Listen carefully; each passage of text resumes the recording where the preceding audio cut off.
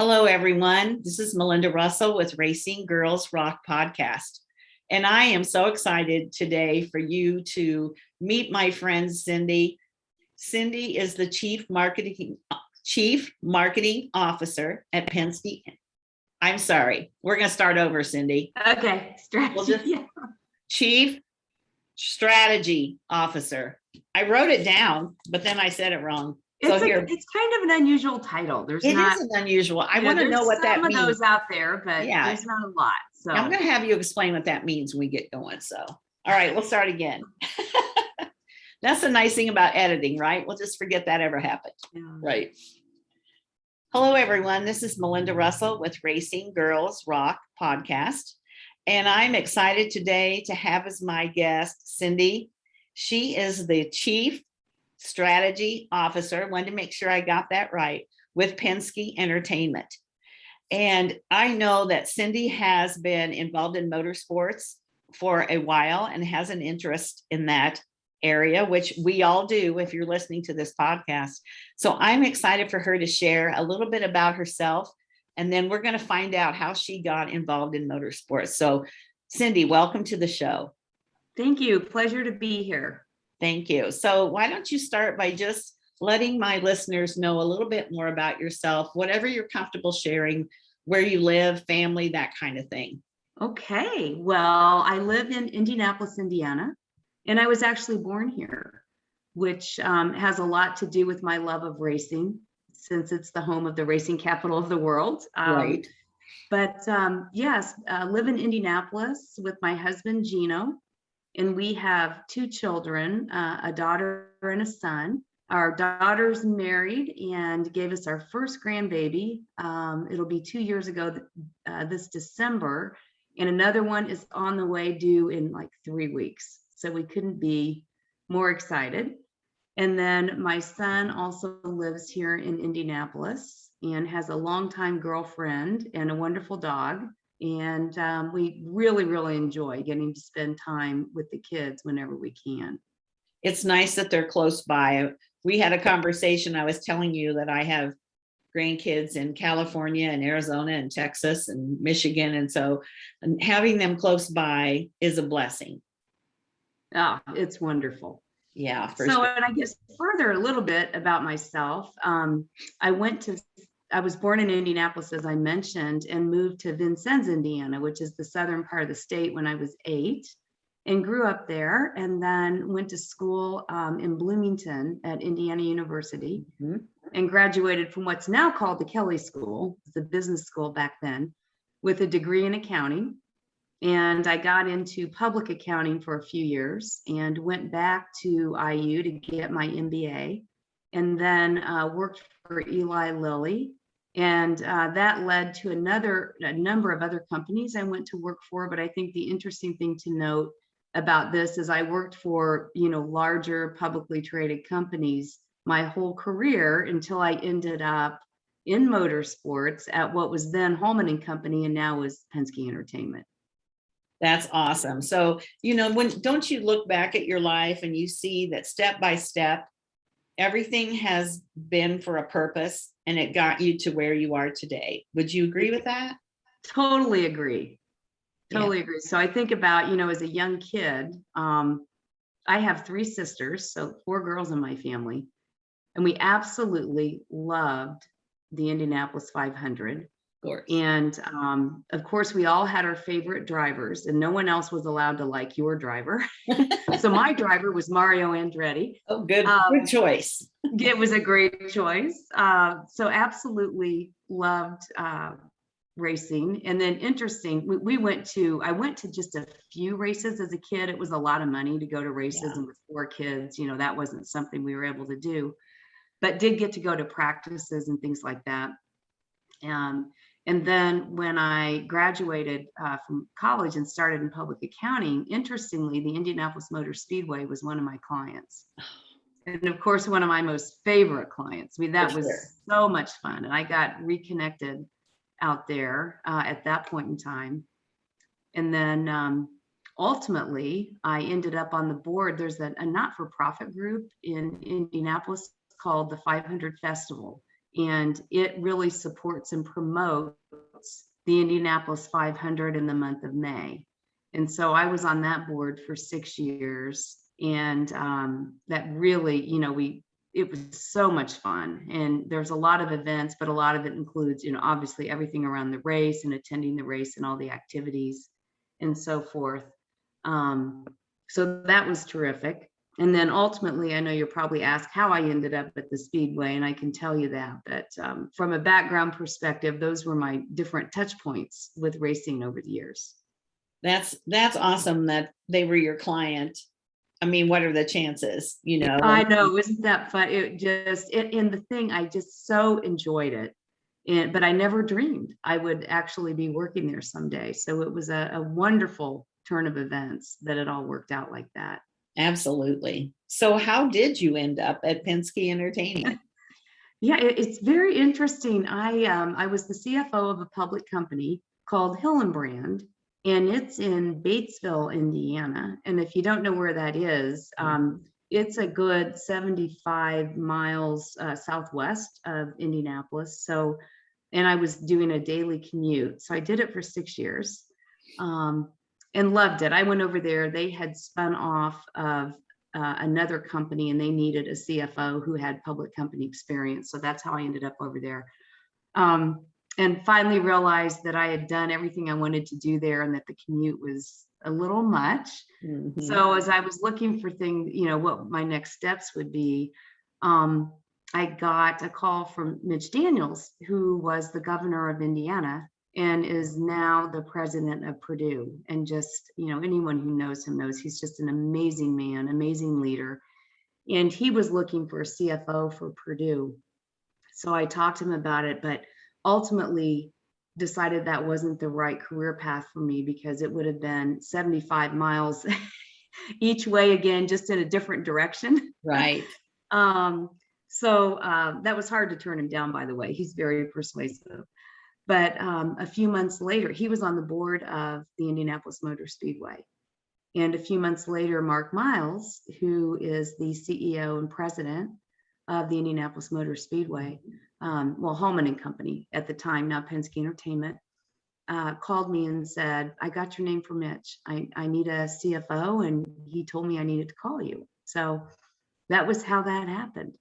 Okay. So turning down one job led to another.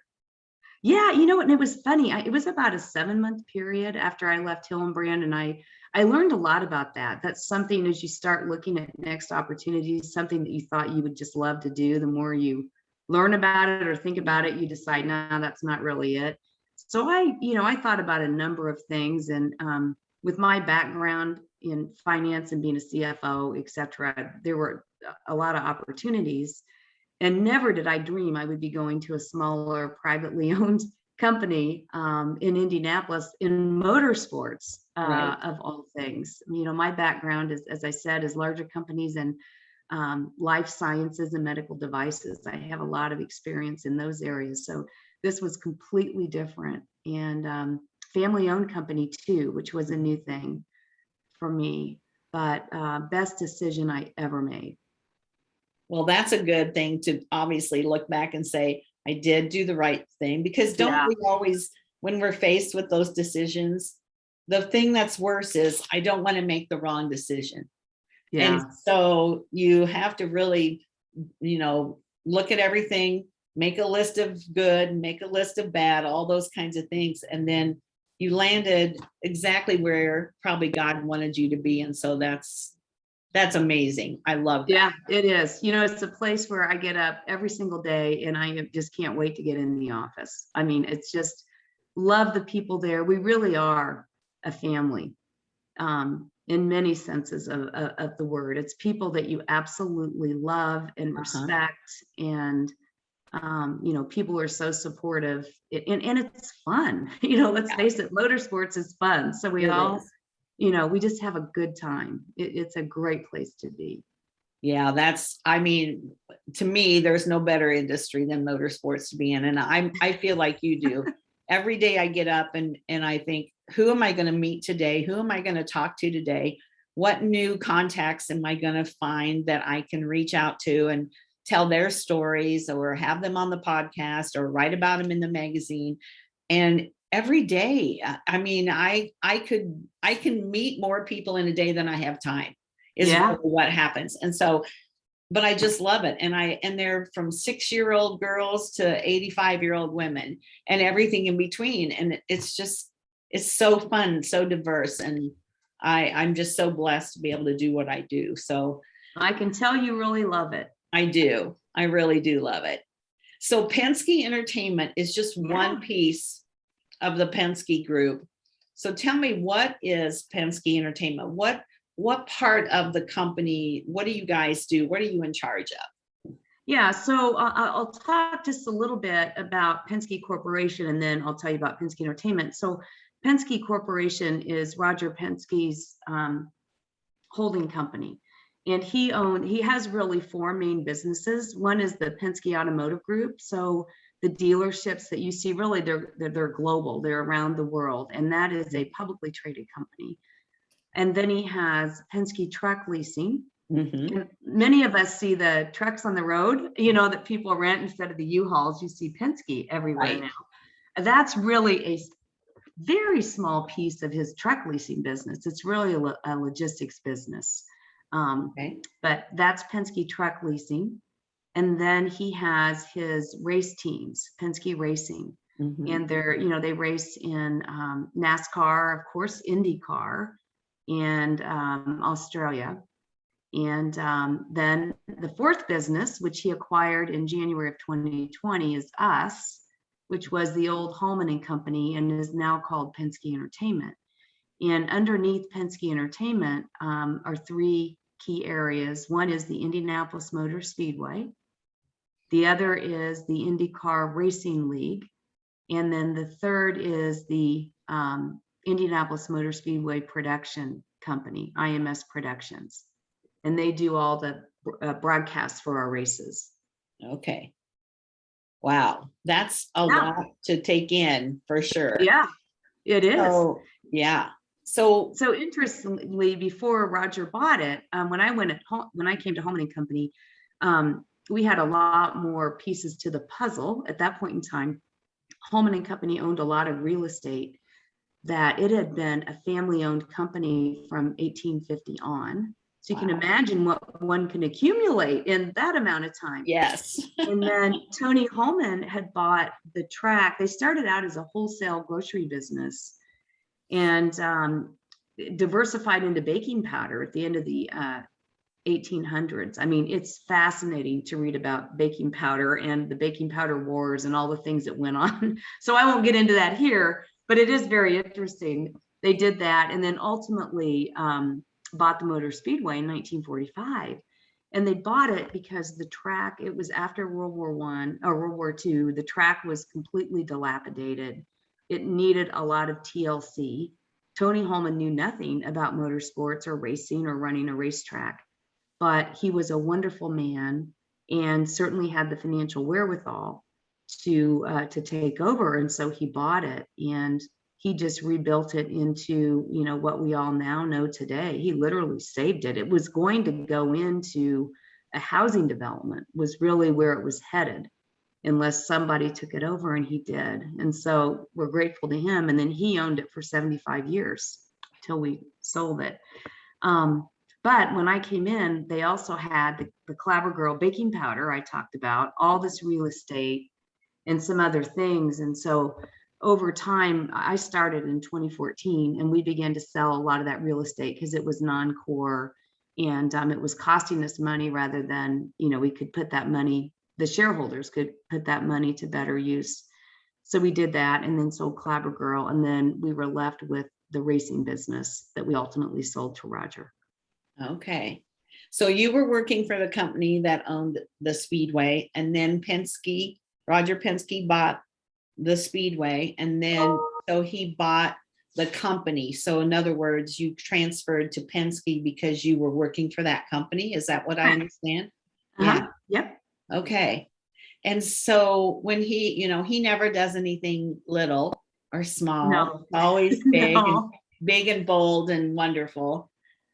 So what were your thoughts when you knew, this had been in in Holman's hands for 75 years. Now we're going to Penske. What were your thoughts about that? Well, I was thrilled beyond thrilled, but if we back up just a little bit, it was clear that it was time that another owner could provide some much needed capital and other things that could really, really help the business grow. And we all recognize that. But there's different kinds of owners. And, you could sell to an owner who comes in and makes great changes, but they're planning on flipping it in 5 or 10 years. And this asset, it's an iconic asset to the city and the state and really to the world. It is. And I felt that way from the moment I started at Holman. And I kind of knew ultimately where things were going to end. It was pretty clear that, that would be probably a good solution for all. But you have to make sure that you have the right steward. And Roger, I can't say enough about him. I mean, he's the most incredible man. He loves that place more than anyone on the planet. Mm-hmm. And I knew that. I could tell that the moment I met him. He said, Tony had this for 75 years and took great care. And I plan this as a legacy for my family. And we're going to take care of it for even longer. So he views it that way. Right. It's just incredibly special. And, first, it had to be exactly the right person to take that over. Because like you said, there's plenty of people in the world that have the money to do it, but they don't have the passion for it. Right. Where Roger has the finances, the resources, but more important, he has the passion for it. And so that he's going to do whatever's best to grow and continue not only the Indianapolis 500, but the IndyCar series and really racing in general. Right. When you say Roger Penske, there isn't anybody that doesn't know that he's involved in racing, right? Right. Yeah. So as you say that, he does the passion and all that he has. The other thing he has is just the incredible insights into what needs to be done. He just absolutely knows. And he's made just, tremendous changes and really positively impacting the operations from every aspect. Yeah. He's wonderful. And he can delve into details like you wouldn't believe. It's amazing. Yeah. And really, because he's got his hands in a lot of pots to take care of. And I know he has excellent people like yourself that work for him. But another thing I've heard about him is he knows what's going on, doesn't he? He does. Yeah. He knows what's going on and he cares deeply. And you mentioned people working for him. That's probably one of his number one success factors is he has good people working for him, highly talented, passionate, wonderful people. Yeah. And it's such a good marriage between an owner and those people, because when you know that your owner's not invested financially, but invested, personally in something, then you can't help but feel the same way. I mean, if you're really a good employee, I would think that would just rub off on you to where you would go above and beyond anything he would ask you to do, because you're on the same path. You're going towards the same goals and not, you're not in it for yourself. He's not in it to sell it and make buku bucks, but you're in it for the right reasons. And that's, I think, what really impressed me when I was doing some research and different things. And, I mentioned we were at the Women with Drive event in Nashville for an amazing event. I just can't say enough about the people that put it on and how well it was attended and the information and the people I met. I'm still glowing about all of it. And then to be able to go to the race, which was my first Indy race. Oh, was it real? That was an interesting one for your very first one. It was my first one. And I could look out my hotel window downtown and see the cars practicing going across the bridge, which was just so freaking cool, because I'm like, oh my gosh, driving across a bridge in a car at how much miles per hour. I was like, oh, but it was really cool. And I had really good seats. I was in turn, I think it was 10 or 11. where the big wreck happened. Oh, That's you right got to where see it. Yeah. right where I was sitting, and had great seats. And I just thought the event was amazing. The whole Indy race and everything. I was just so thrilled that I was able to go there. And the fact that, Nashville's now kind of becoming a hotbed for motorsports too. And that, I did a podcast with a gal who did the social media for that event. And she said, they asked Mr. Penske to come down. They talked to him about it, and he said, let's do it. And so, to have his backing and his let's do it, meant so much to them. And it was such a cool event. I already told Sasha, I'm coming back, and I want better seats, and I want some VIP stuff to get into some of those places. For you. Yeah. And so it's like, yeah. So the Indy 500, actually, I was going to go to that in 2020. Well, that didn't happen. No. And so then 2021, it wasn't going to work out for me to come. So I've not been to the Indy 500 either, which I'm, not that far from. You've got to come to the Indy 500. You are so close. 2022. I will be contacting you about. Yes, I'll tell you the same do. thing. I want tickets, because here's the funny thing. I have cousins that live in Carmel. I call it Carmel. I know it's pronounced different ways, and Greenwood. And we were all going to go in 2020 to the race. Definitely come in 2022. I'll tell you, 2020, that was the weirdest thing. We had it in August, the first time ever. Right. That it wasn't in May when we had the race. And no fans. No fans. No fans. And it was so surreal. Yeah. Being at the race in that huge facility and seeing the cars and no fans. Oh my gosh. So this year we got agreement with the state that we could have we could sell 40% of our reserved seats. That's it for attendance. Then on top of that, you have people who have hard cards, suites, whatever going on. But it was just, you could feel, it was the most gorgeous day you could possibly have had. People were just, it was right at the beginning of feeling like we're finally over this. I know. Thing. And just the feeling, it brought tears to your eyes to see the families, and the kids and all that. And then Elio winning was just, it was a storybook day. It was stunning. It was. And I watched all of it on television thinking, I can't wait to be there, because people that have been there have told me that the race is awesome, but it's everything else that surrounds it that really is what you really want to be a part of. It's true. And I'll tell you, one of the biggest things is being at the track with 300,000 plus people. Every seat is filled. And it just, the excitement and oh my gosh. And then, all of the events that go on around it and the tribute to our military and, all of those things. It's just beautiful and wonderful, but there's just nothing like that's the largest sporting event on the planet. Right. It's really something. And, you can't even explain those feelings to anybody, not just there, but, I talk to a lot of women that think racing maybe is for their husband or their boyfriend, and they haven't been to a race because they think it's not for women. And I say to them, go one time, just either your local short track, a big event, go to an NHRA or NASCAR, IndyCar, whatever it might be.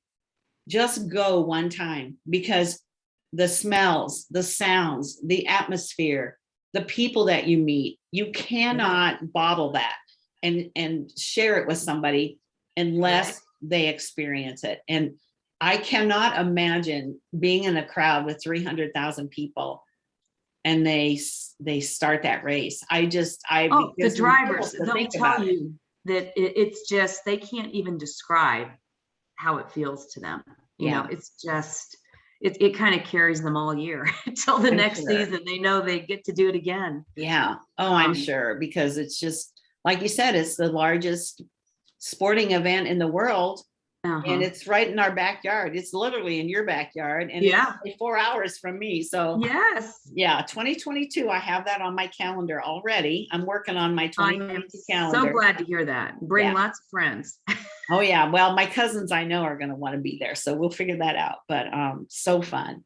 So Penske Entertainment, what exactly then would they be in charge of? Like, are they in charge of the things that go on around the race? Are they in charge? What exactly Yeah, do so you do? Penske Entertainment, we have those three different groups, and in general, Entertainment, because that's who I work for. We have people who work for Penske Entertainment, kind of the overall umbrella company. And then there's people who work for the Motor Speedway, who work for IndyCar, or work for the production company. Okay.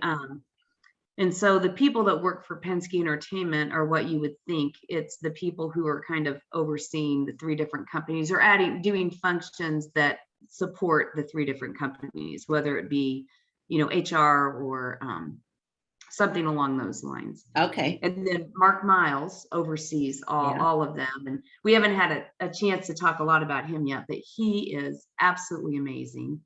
And he was terrific. I mean, when he was recruited in back at the end of 2012, there were a lot of things that needed fixed and addressed. And just what he was able to do is amazing. And he assembled a great team, and ultimately the sale to Roger. And then, to see him, I mean, Roger just absolutely loves Mark. And he's just, still continuing to this day to do great things. So then underneath that, like at the Indianapolis Motor Speedway, the people there are really doing all the work to either support the events or to make sure the facility. So you can imagine the facilities group that Mhm. has to take care of that massive, Right. 1,000 acres that we have around the campus, and everything that goes along with that. You have the people who sell the tickets. You have the Yeah. client service people. You have the people who sell suites and sponsorships for the events. We have the operational people Yeah. who make sure every event runs like it should. We have marketing people, just all of those things that you would think about. And then the support staff, finance and IT and Right. HR and so forth. Yeah. Yeah. Wow. And then you'll see a similar thing at IndyCar and IMSP. So Right. they just focused on what they're doing. So, one thing that's interesting when you mention all those different areas that are needed to support this one company, right? Yeah. And so a lot of times when I talk to more young girls, because younger girls want to be the next NASCAR driver or the next NHRA champ or the next IndyCar driver. We need some more women in IndyCar, by Yeah. the way. And so we know that being that driver is really difficult. You don't need just the talent to be able to drive those cars at those speeds on those different kinds of tracks, but you need the sponsorship behind you, and you need to be what I call the total package. You need to be able to talk to sponsors. You need to be able to represent them in a good way. You need to be able to represent your team and all these things. There's women out there that are more than capable, but it's very difficult for them to get where they need to be or where they want to be. And so what I try to say to girls is, the plan B. Plan A is always to be the driver. That's your goal. That's what you want to do. Plan B is, what else do you like to do? Because motorsports has so many opportunities in so many areas that a lot of young girls and even young women don't even think about. They don't realize that Penske Entertainment has an HR group. They have they have somebody doing travel. They have marketing. They have social media. They have accounting. They on and on. And facilities and people that mow the grass. And I mean, it's just like any other large business. They have to have all those people to support it. So I encourage women, if you love accounting, I was an accounting person. If you love numbers and you love when it all comes out to zero at the bottom, then you might want to get your accounting degree and look where you might be able to work. Maybe Right. you like photography, whatever it might be. So the things that you just mentioned, those are hundreds of different kinds of jobs that women Yeah. can be involved in and still be involved in motorsports. Yeah, absolutely. And then there's with the teams. So the Right. teams have many of those same jobs. If they're big enough, they're going to need to have Sure. HR and accounting and whatever, marketing, Yeah. sponsorship, sales. But they also have on the teams themselves, the crew members, the engineers. Mhm. There's just a lot of things that people can do Yeah. in motorsports. And one thing I did want to mention when you were talking about the drivers, it's interesting. Lynn St. James, who is amazing and has Yeah. become a dear friend of mine in my new role. That's been one of the huge blessings of my new role.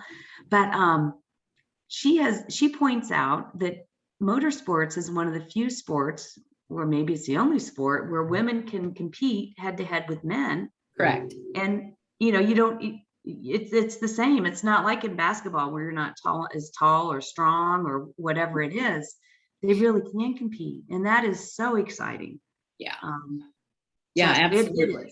it is a terrific sport for people in a number of broad areas, as you pointed out. So Yeah. back to your thing of comment from a moment ago, just go to a race, experience it, and you might get the bug. And if you do, you can be a fan for life, or you can also make it part of your career. Right. Absolutely. So I met Beth Peretta when I was at the event. And of course, she's a Michigander. So I love that. Oh, yeah. She's another amazing woman. She really is. And so I was excited to be able to meet her, and we're going to have her on the podcast here in another few weeks or so. But so many women who have taken the sport and just really advanced what they're doing and are showing other women that it's possible. And I think that's something that's important too, because, we think we know what we want to do. And so we're looking at mentors or people who might be leading the way for us or younger women. And, right. and there's women like Beth and yourself. And yeah, definitely Lynn St. James, who have broken some barriers and who have paved the way for other people. And I just love talking to those women. I love hearing their stories because it's not always been easy. I talked to a young gal that's a reporter, and she said, I had to work for free for a while. I had to do internships. I did this and this and this till finally I had the opportunity and I showed all the things I had done. And so, you have to decide what you want to do and then just go for it. Yeah, totally agree. Mm-hmm. It's a great way to say it. Yeah. So Cindy, what have I not asked you about? Because there's so many things about your company that I don't know about.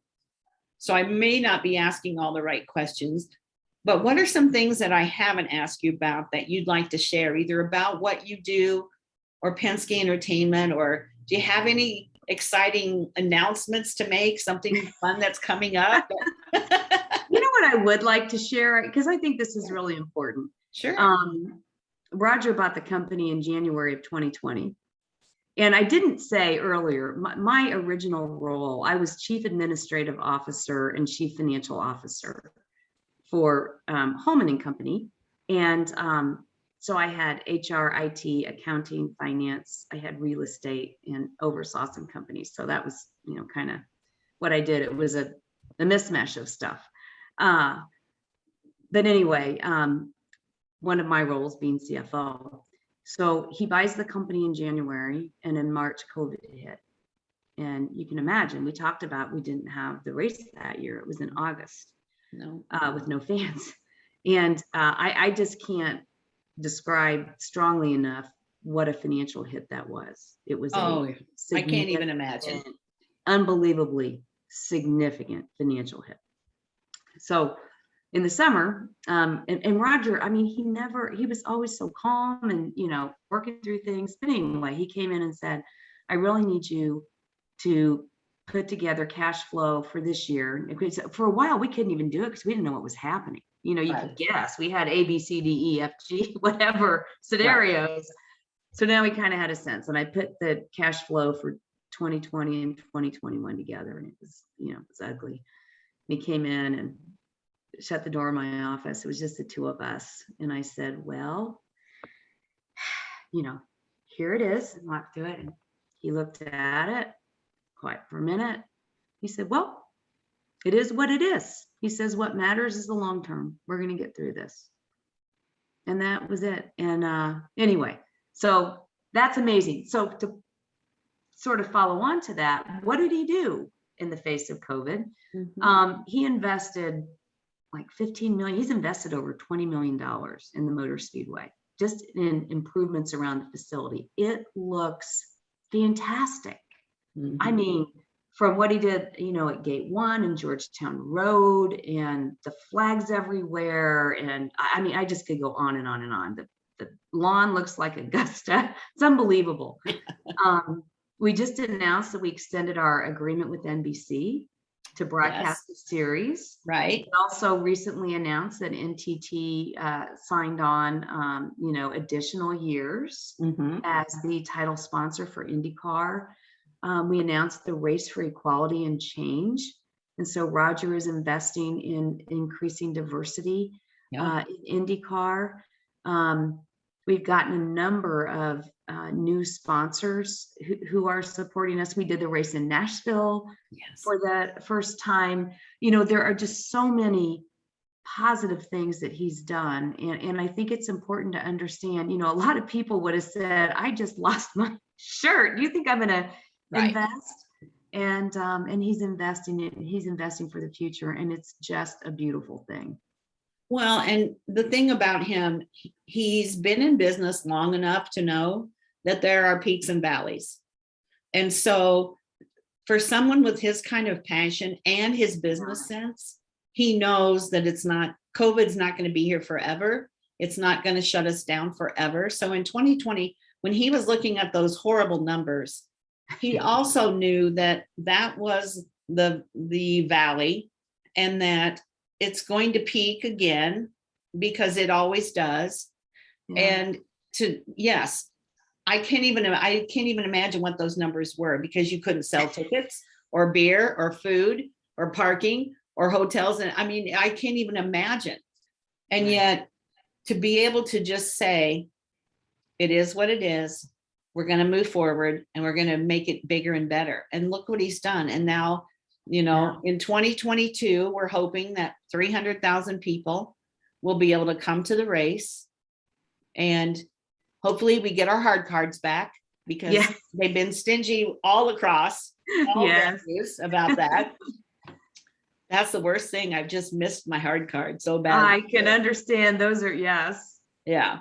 I think that they'll be back. They'll be back. So 2022, we'll have our hard cards back. We'll have our fans back. And we'll be selling t-shirts and all kinds of fun stuff. And we're going to make it bigger and better to offset what happened. And, you know, it's like in my heart, I want to say, I want to reward Roger for sticking with it.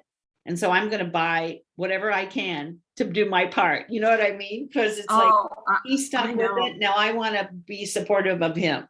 I know. It's just, he's been absolutely fantastic. Yeah. So you're the Chief Strategy Officer. Yeah. What does that exactly mean?